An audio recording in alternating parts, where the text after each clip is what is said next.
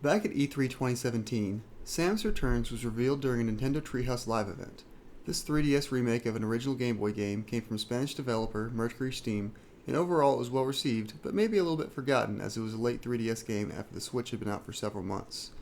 Evidently though, Mercury Steam proved themselves to be trustworthy with Metroid because now just 4 short years later, they are being allowed to bring forward the next game in the 2D Metroid line, Metroid 5, better known as Metroid Dread.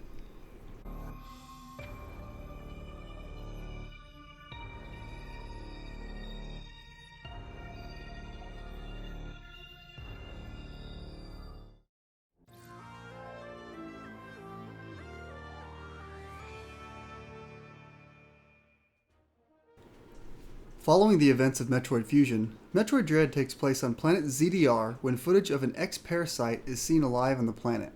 Due to events of previous games that are brought up again in Dread, Samus is uniquely capable of handling this threat and sets course to kick some ass.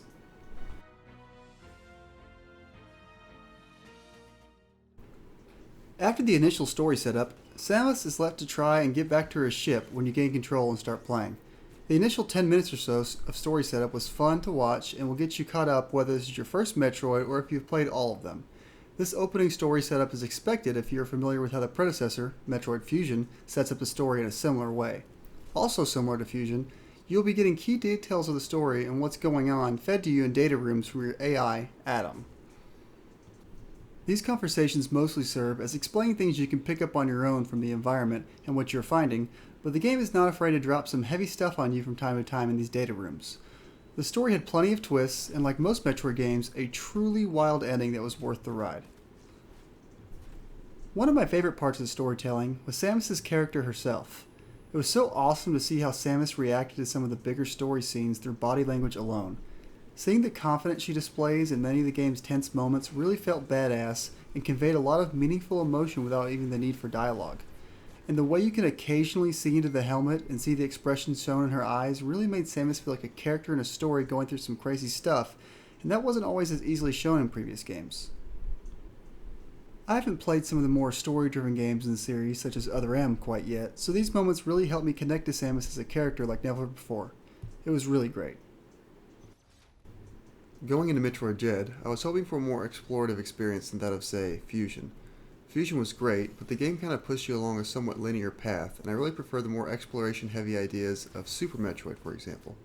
Good news for me and other fans of this map design, Dread feels much more willing to let the player get lost and just explore the map. You'll get nods on what to do or where to go sometimes, sure, but it isn't afraid to let you discover things on your own. Planet ZDR's map is so well thought out, constantly leaving breadcrumbs to come back and investigate later in the game.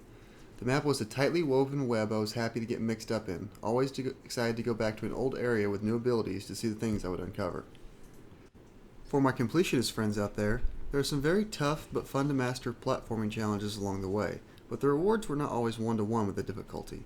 The reward itself was just proving to myself I could figure out and perform these sections, and know I had acquired all the tank upgrades along the way. This idea really expanded into getting 100% of the items overall. Most of these missile upgrades were pretty unnecessary, especially when you know where all the ammo recharge stations are, but I still had fun getting the 100% items next to each map along the way. But even if it didn't always feel meaningful, I was always having fun, as going back through an early game area to get all the items with Samus' abilities can be quite the power trip.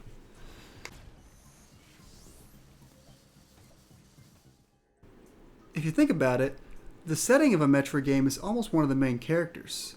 Samus is the protagonist, and one of the main counters to her is the environments you explore.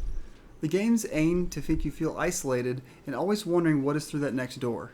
Dread keeps this pattern up, and I wasn't surprised by any means to discover this. What I was genuinely happy to discover is how the Emmy sequences would feel.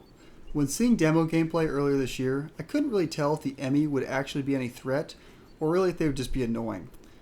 I'm also not really a fan of Resident Evil style big bad enemies that constantly follow you and hunt you, so I was worried a large portion of the game would be that. Luckily for me, none of these things are true. The Emmy sequences are well designed, contained, almost puzzle-like sections that are spread out through the game pretty evenly. When you enter an Emmy zone, you can hear the creepy chirping of the Emmy stalking its zone searching for you, as you make it your goal to make it through the area without being seen.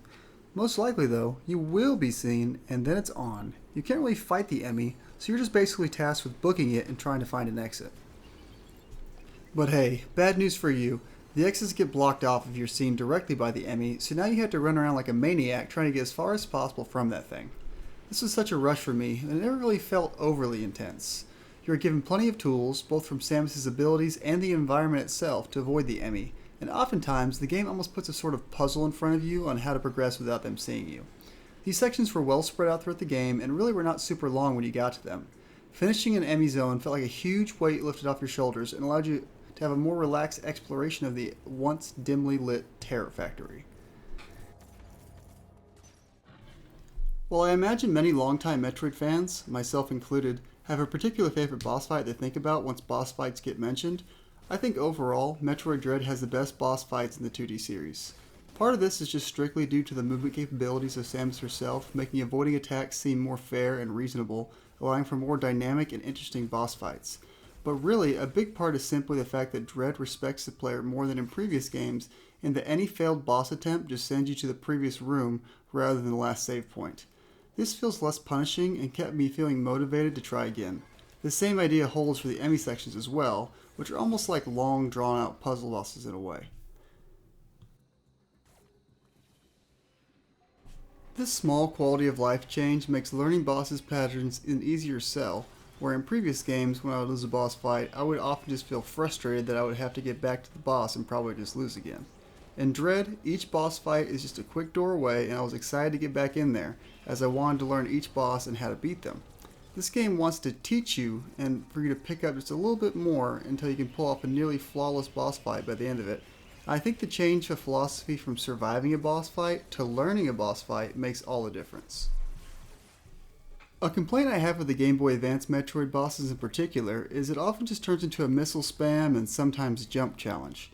The bosses in Dread have several unique attacks that the game clearly tells you are all avoidable, and finding out how to do so was a fun challenge.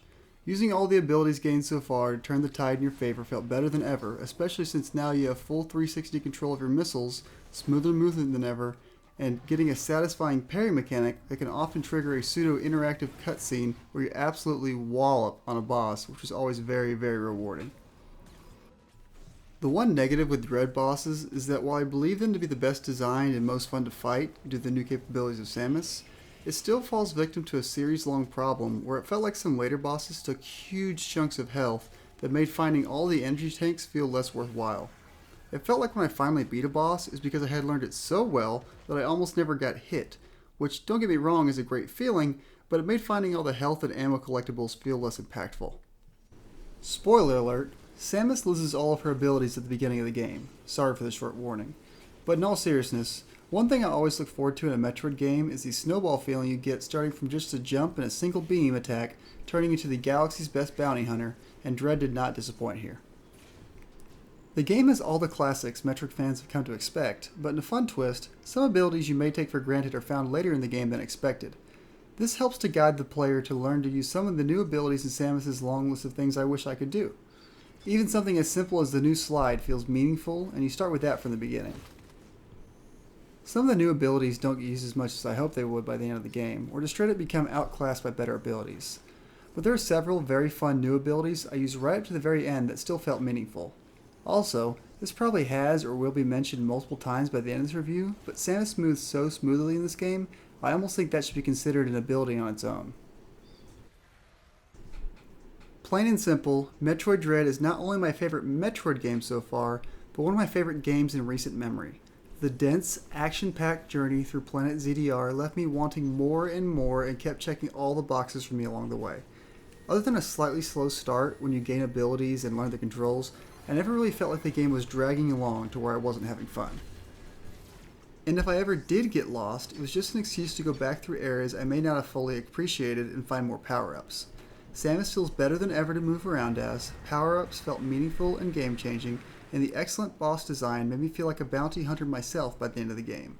Some of the series' best moments come from Dread, and the end of the game feels like a fitting conclusion to this 2D Metroid arc if they really do end it here.